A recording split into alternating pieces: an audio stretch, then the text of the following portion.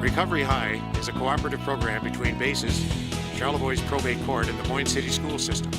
It's located here in Charlevoix County. Since beginning the program in 1999, we've seen over 580 teens participate in this residential program from 45 different counties in Michigan.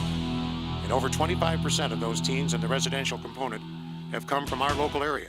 Soupy Says this week is at BASES Teen Center, Bay Area Substance Education Services, and the director of BASES is here.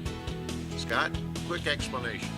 We are primarily a substance abuse agency specializing with teenagers and their families, and we provide a whole host of services that we'll outline a little bit more as we go. We actually have kids that come into our residential program for Recovery High from all over Michigan. We've had kids from 45 of the 83 counties in Michigan come to us, and that program's been in place for 14 years now. The challenges of getting clean and sober are one thing. The challenges of getting clean and sober when you're 16, 17, 18 years old, a whole different issue.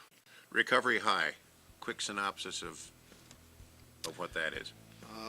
Residential treatment in a combined effort with Charlevoix Probate Court, who licenses the foster homes, takes care of the transportation, and with Moines City Public Schools, where we utilize the alternative school in Boyne Falls. Those two organizations and BASES came together about 14 years ago, and the three of us have combined to put together a low-cost, multi-step intervention. At the most intensive level, the kids live in foster homes, no more than 6 in a home, and they're in our 90-day program. There's also the parent groups that meet every Sunday, and it's a very intensive educational opportunity for kids to come up with an opportunity to kind of assess themselves and hopefully turn away from some of the big legal things that might be looming for them, such as jail. We're at BASES Teen Center. BASES stands for Bay Area Substance Education Services, and it's run by Scott and Celia Kelly. One of their helpers here, professional, is Tori Worth. They're also guided by their board of directors. They have a full-time staff of 4 and have accumulated over 60 years of professional experience in personal recovery. All are certified addiction counselors. What we understand about addiction now is that it's a brain illness, and when young people get started, quite often they have a significant, what we call euphoric brain response to that. And that makes them feel so good, they get caught up in that cycle of seeking more and more chemicals. One of the other challenges that we have now is synthetics, and we're actually in the process of doing a lot of community presentations this past few months about synthetic cannabinoids and synthetic stimulants, which are man-made drugs, and sometimes the kids call them fake pot or fake speed, but a whole host of new things that is even ahead of the legal curve and beyond some of the drug testing capability. If there's something out there, there's a drug test for it. A lot of kids believe, and they tell their parents, well, they can't test for this or they can't test for that. We can test for everything. There are some limitations as far as how long it'll stay in the body, and some of the costs can get kind of problematic. If it's somebody from our northwest corner here in Charlevoix, Emmett, Antrim counties, by all means call BASES. Quite often we start out with an assessment, and that involves the parents, and we start out with a low-cost, low-intensive intervention, and if needed, things can bump up over time, and we kind of gauge the kid's behavior. So we might start out with a young person doing 1 or 2 groups per week to just get them some education, do some drug testing, and challenge the kid to become drug-free. 80% of the kids do really well with that. The other group, they keep looking for ways around it, and they might move into 3 to 5 classes per week, and it's pretty overwhelming. So please intervene as soon as possible, and the earlier the intervention, the better the outcomes. Seems more complicated and complex today. A lot of our young people may not even qualify for the early stage of addiction. They're into the alcohol or drug abuse category, where they've got some skills, and by just challenging them to not use, they should be able to take care of things. And they do, for a while.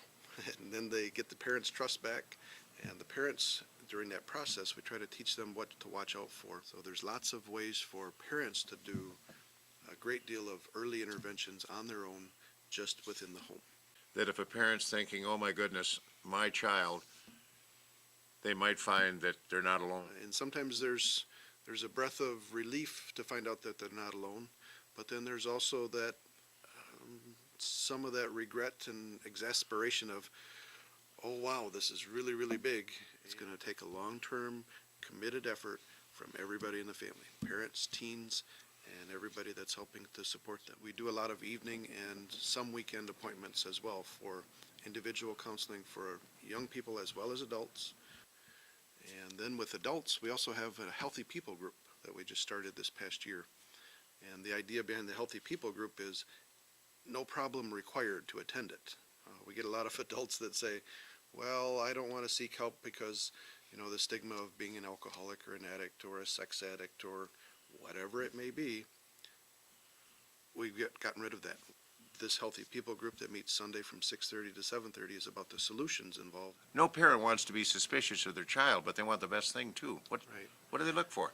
Well, probably the best description I've ever heard was when you teach a bank teller to identify counterfeit money, know the real thing as best you can.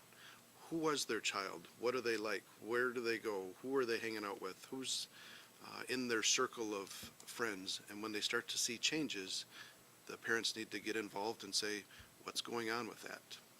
Quite often, we get a lot of kids that come our way, and the parents have seen things that go back 1 or 2 years, and they've tried to do some in-home interventions, which is natural, and those things have escalated over time. So it can get out of hand rather quickly. We've seen some kids go from non-using to getting into all kinds of problems within 3 to 6 months. We also have drug testing services that are available where we can sell instant drug tests that can be done in the home so the parents know the results. We have the lab tests that can be sent out. And there's a whole host of services from assessment and evaluation to life skills groups, some of our drug education classes, our relapse prevention stuff. Now let me ask, people would assume you're qualified. You and Celia and Tori? Our 3 full-time staff are all what the state recognizes as certified addictions counselors. And that's a requirement to work as a substance abuse counselor. Myself, I've got a master's degree. Celia's working on her master's. And Tori's got 15 years of professional experience. Our staff is also in recovery themselves. So the idea of walking the talk. We all got clean and sober when we were young, and that's one of the reasons why we specialize with adolescents and young adults. This is Soupy Says again. We're here with BASE's Teen Center Director, Scott Kelly. Scott, you mentioned your wife and Tori. Who else is involved here across the community in northern Michigan? As a nonprofit corporation, we have a group of volunteers that serves as a board of directors. Right now we have 9 board of directors. We have a list of those individuals on our website, and it kind of gives their background. Through our website at basesteencenter.org is our main website. And then we've also got the merchandise website at basesstore.org, the website for our books at basesbooks.org, and then our Recovery High program has its own website at recoveryhigh.org as well. One final quick question on the nervousness maybe or of the parents. If they have a slight concern, but they shouldn't put it off, in other words, right? Right. Nip this in the bud, is that the right phrase? The confidentiality laws of, through the HIPAA laws and the substance abuse laws, everything is very, very confidential. When I was a kid, I guess a troubled teenager or troubled kids, they called them buggers. Not to end this on a serious downside, but this can be deadly. Yes, unfortunately, we've had some kids that have gotten into some pretty heavy-duty drugs, and suicide's always a concern from all parents. Some of the drugs that people are using today, first use, it can take them out. Very good. Scott Kelly, thank you. See you again. This has been Soupy Says. Thanks, Soupy. The websites, can they connect with all all three of them, but they go to this one? Sure. Which makes it nice and easy, folks. BASES. Pull it up. BASESteenCenter.org. BASESteenCenter.org.